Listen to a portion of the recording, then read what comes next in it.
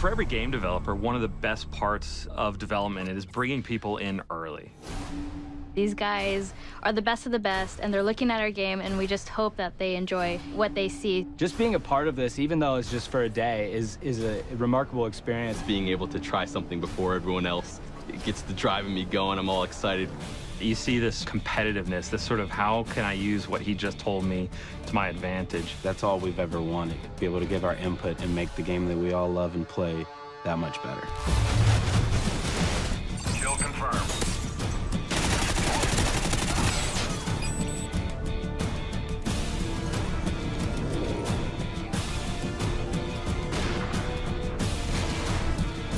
Crank really developed from the idea of playing again with the TDM rules. We've added this idea that once you get a kill, you become cranked. You start speeding up, you're running all crazy. And then you have 30 seconds to kill another enemy, and if you don't, you explode. And die.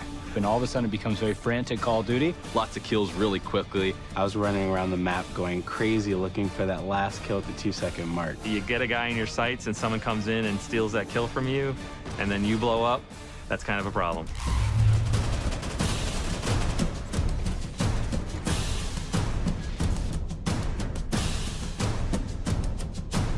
With Search and Rescue, we realized we wanted to build upon Search and Destroy. It's a search and destroy type of game, except when you die, you drop a tag. Your teammates can go pick up your dog tags and revive you. But if the enemy gets it, you're out. It requires a lot more teamwork, a lot of communication when you're playing. You're playing chess, not checkers, when you play Search and Rescue. Creates a whole different dynamic in Search.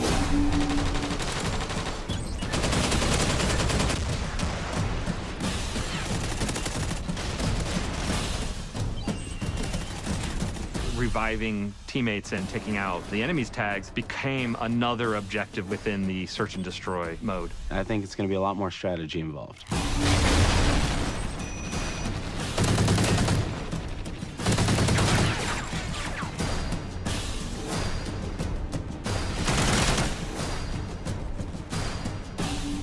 Now we have the contextual lean. Where you get up to a corner and lean left or right, I think is great, and it's something that needed to be introduced into Call of Duty, and I love the way that it was introduced. Knee slide's badass. To be able to slide and then get into a position and be ready to roll in that position is a unique thing in Call of Duty. Basically, when you're sprinting, you do like a cool slide animation. I was sliding all over the place with that thing. And also the mantling ability. Basically, when you're climbing up on stuff, you like carry your momentum with you. I loved that. It just promotes faster gameplay, more swift movement.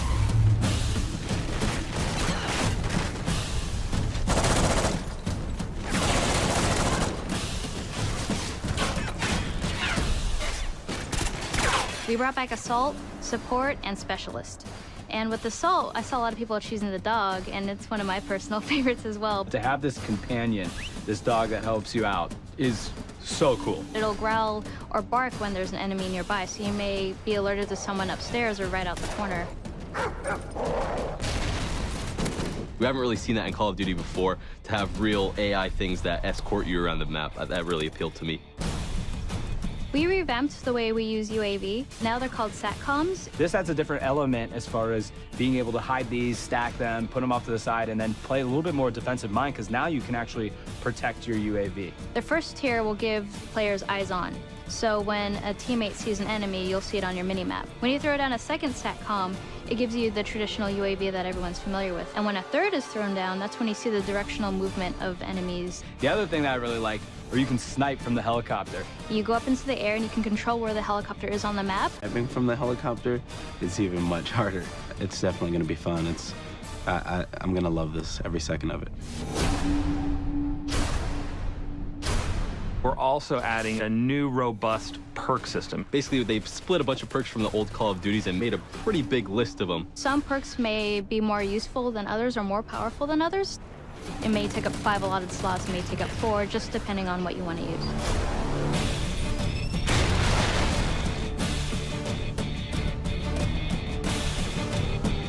Usually when you're playing online, you know, you have your headsets and you're calling out where enemies are, but sometimes when you're here in the moment, you forget to. But Battle Chatter, it picks up on where the enemies are and it'll notify you. And there's a couple times where I turned around because there was a guy screaming and I was trying to figure out what he's talking about. And he's right, like there's someone on my 6, there's someone behind me. It gives you a better sense of where enemies are, even if you're kind of shy and you want to stay quiet throughout the game. Got hostiles near the wrecked ship!